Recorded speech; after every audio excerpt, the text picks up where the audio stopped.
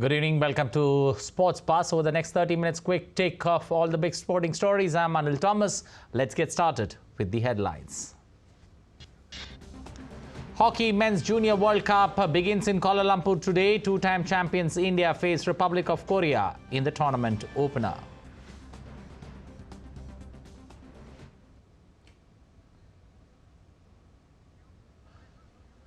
New record £6.7 billion domestic television. The Premier League has agreed to a new record deal to show up to 270 live games every season. An independent regulator being introduced by England Cricket Board. The regulator's remit includes safeguarding anti-corruption, anti-doping and anti-discrimination in English and Welsh cricket. On to the top story, the hockey. FIH Men's Junior Hockey World Cup. Two-time champions India is currently playing in the tournament opener against the Republic of Korea in Kuala Lumpur. In Malaysia, Uttam Singh is leading the Indian squad. India is currently 2 up. The 13th edition of the Junior Men's Hockey World Cup will see 16 teams divided equally in 4 groups, competing for the top 2 spots in the group to secure a place in the quarterfinals. The bottom 2 teams from each group will enter classification rounds.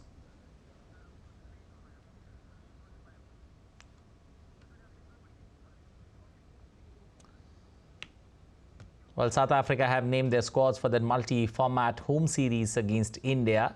Beginning from the 10th of December, the tour begins with 3 T20s followed by 3 ODIs, and finally 2 test matches will be a part of the ICC World Test Championship 23-25 cycle. Themba Bavuma, Kasigo Rabada have been rested for the ODI leg of the tour and will return for a test.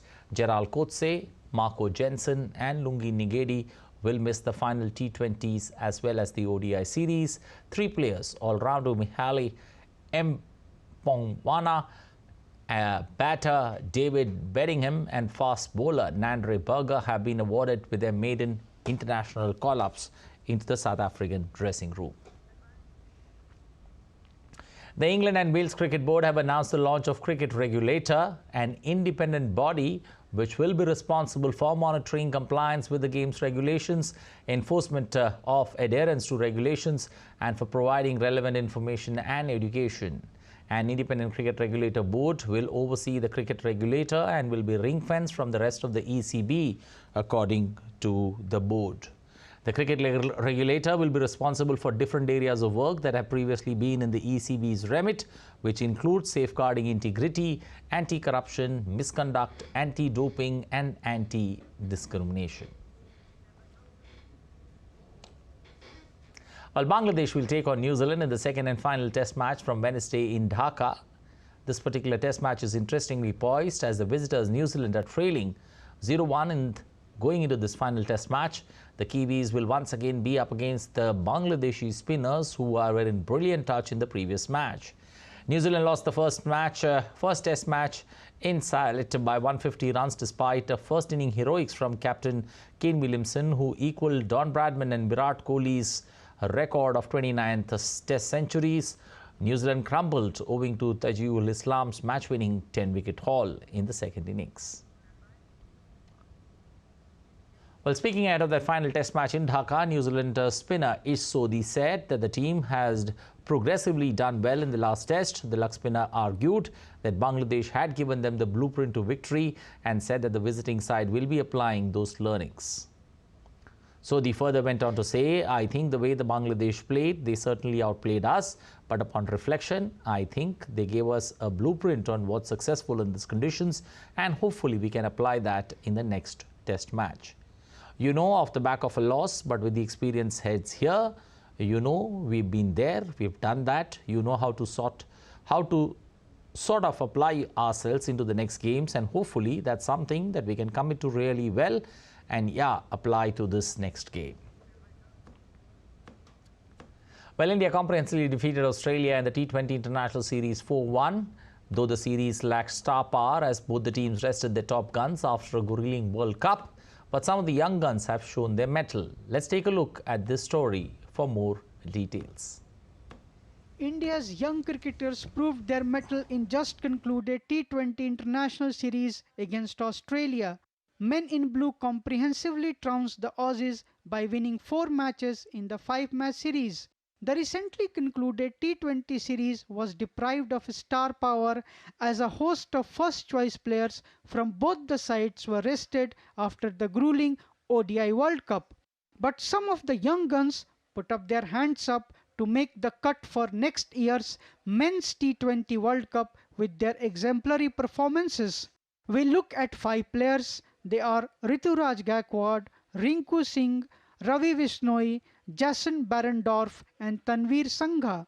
They have boosted their chances of appearing for their country at the showpiece event.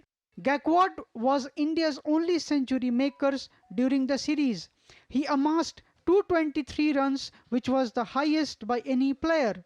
Right-arm spinner Ravi Vishnoi was the clear standout performer for India during the series. He deservedly claimed the Player of the Series award with 9 wickets. Rinku Singh's batting strike rate was 175, which was better than any other Indian player, and his efforts to close out innings by reaching the boundary really stood out during each of his knocks. For Australia, Jason Barendorf and Tanvir Sangha were impressive. Barendorf claimed 6 wickets during 4 appearances in the series, while Sangha appeared in all 5 matches in India, claiming a total of 5 wickets, with his best haul being 2 wickets for 30 runs. Now Australia will shift their focus to the home season as they host Pakistan for 3 tests. On the other hand, India's next assignment is against the Proteas in South Africa, where they play 3 20 internationals, 3 ODIs and 2 tests. Sports Desk, DD India. Well, Sri Lanka has filed a complaint against the former Sports Minister Roshan Ranasinghe over an alleged misuse of funds released by the body for the development of other sports. The Lankan President Ranil Wickremesinghe sacked Ranasinghe on November 27th. The move came ahead of the court's hearing against his decision to sack the cricket board chief and appoint an interim committee, which is headed by World Cup winning former captain Arjuna Ranatunga. In response, the ICC suspended the Sri Lankan Cricket Board due to a political interference. As a result, the ICC Under-19 World Cup, which was scheduled to be held in the island nation, its bid to host the 2026 Commonwealth Games, leaving plans for the event up in the air. The city says it failed to generate the support it needed from the state or federal governments. Organizers say that the 2026 installment may be postponed or even cancelled. Patrick Falk has more. Well, this really does seem to hit the nail on the coffin for the Commonwealth Games to take place in Australia. The mayor of the Gold Coast, Tom Tate, who'd offered to bring the event to the city, which had hosted it previously in 2018, said that the vision of the Gold Coast was not in line with the vision of the state or federal governments. But it has to be said that even his own deputy mayor ruled out supporting the event this time round. The Commonwealth Games Federation had struggled to find a host for the 2026 edition of the Games until the state of Victoria volunteered to host it. It then backed out because of ballooning costs, at which point the Gold Coast stepped in, offering a streamlined version of the Games, possibly to be held together with the city of Perth, a 6-hour flight away. But in the end, the city simply wasn't able to muster the financial support that was necessary. Tom Tate said that the Gold Coast had done everything that it could, and also said that Australia would be known as a country which reneged on its sporting contracts. But the bigger question really is, what is the future of the Commonwealth Games? It's an event which brings around 4,000 athletes together from at least 54 different countries, most of which were former territories of the British Empire. The last event was staged in 2022, only after Birmingham had stepped in at the last minute to host the event. Well, in tennis, Rafael Nadal, the former world #1, is gearing up for a comeback after hip surgery. In a recent video on social media, he shared his nerves about returning to the tennis courts after nearly a year. Let's take a look at this report. Rafael Nadal, the former world #1, is gearing up for a comeback after hip surgery. In a recent Instagram video, he shared his nerves about returning after nearly a year, expressing a desire to forgive himself if the comeback is gradual. The Spaniard posted a short video to his Instagram account explaining he has felt nervous about announcing his plan to return. I've been afraid to announce things because in the end it's a year without competing and it's a hip operation. But what worries me the most is not the hip, it's everything else. I think I'm ready and I trust and hope that things go well and that it gives me the opportunity to enjoy myself on the court. Having last played at the Australian Open due to the hip flexor issue, Nadal underwent surgery in June and now aims to embrace the journey without the intense standards he's known for. In the video, the tennis great says he hopes to be able to play without demanding of himself the high standards he has held himself to throughout his storied career. I have internalized what I have had throughout my life, which is to demand myself the maximum. And right now, what I really hope is to be able to not do that. Not to demand of me the maximum.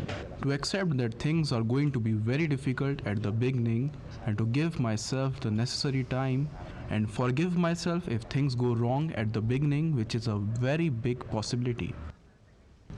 The 22-time Grand Slam champion anticipates feeling the familiar mix of nerves, excitement and doubts as he steps back onto the court. Well, it's been an astonishing year for tennis player Novak Djokovic. He not only regained the #1 spot from Carlos Alcaraz, but also clinched 3 Grand Slam trophies and 7 titles.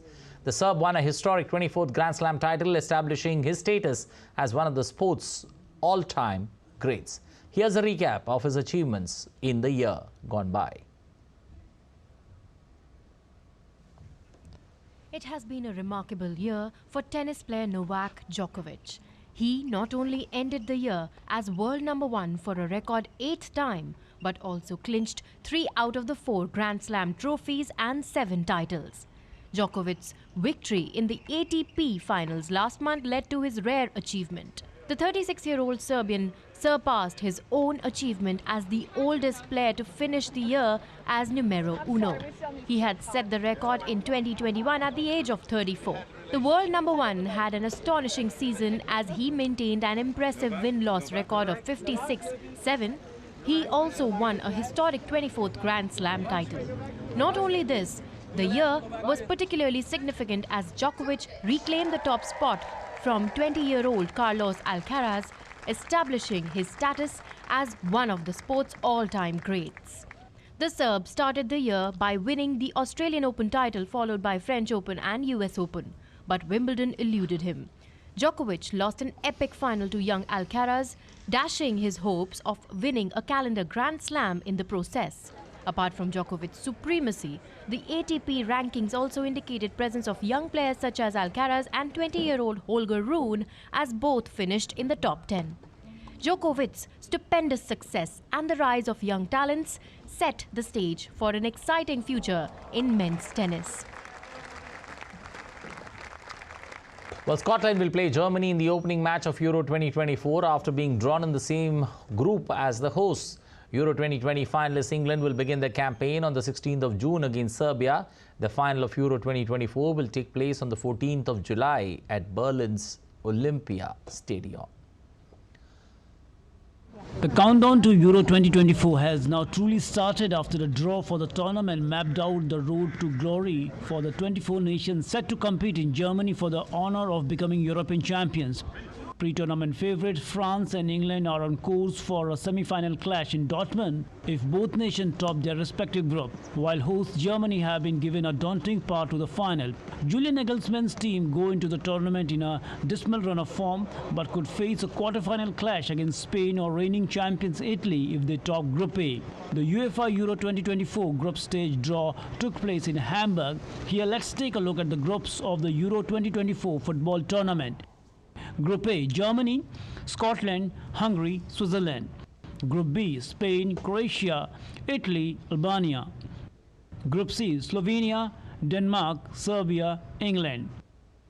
Group D, playoff winners A, Netherlands, Austria, France.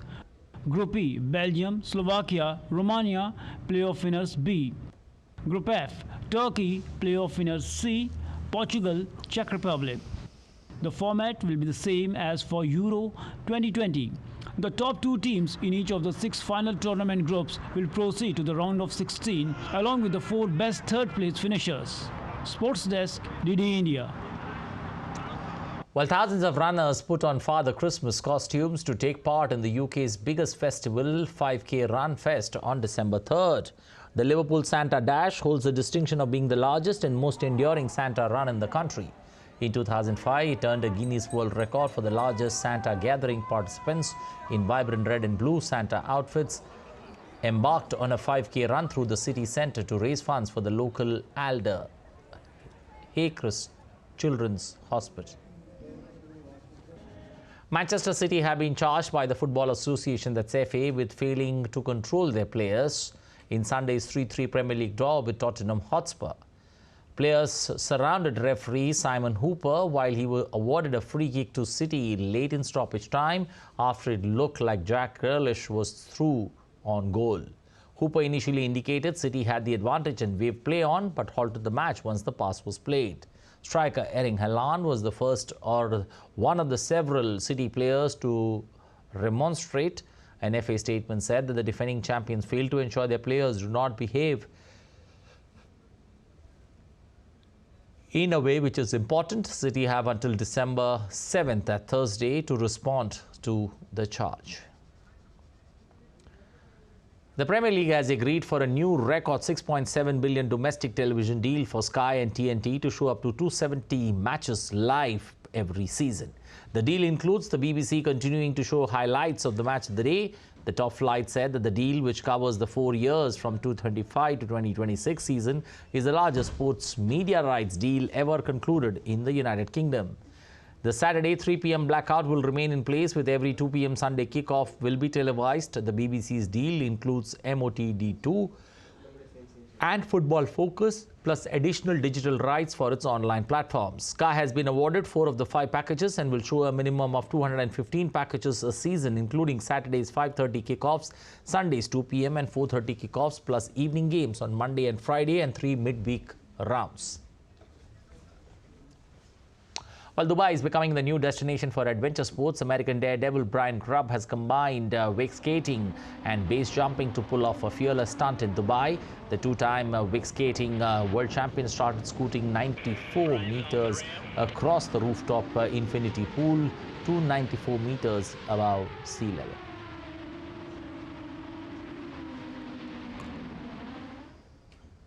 Updates from the Hockey World Cup. The Junior Hockey World Cup, India are up 3-0 at the end of first half. Amandeep converted a third goal after Hundal Arijit scored the first 2. Well, that's all we have time for in this edition of Sports Buzz. I hope you liked it. In case you did, do tell others. In case you don't, drop us a mail. That's it from me and my team. Thanks for watching. Have a safe and wonderful evening ahead.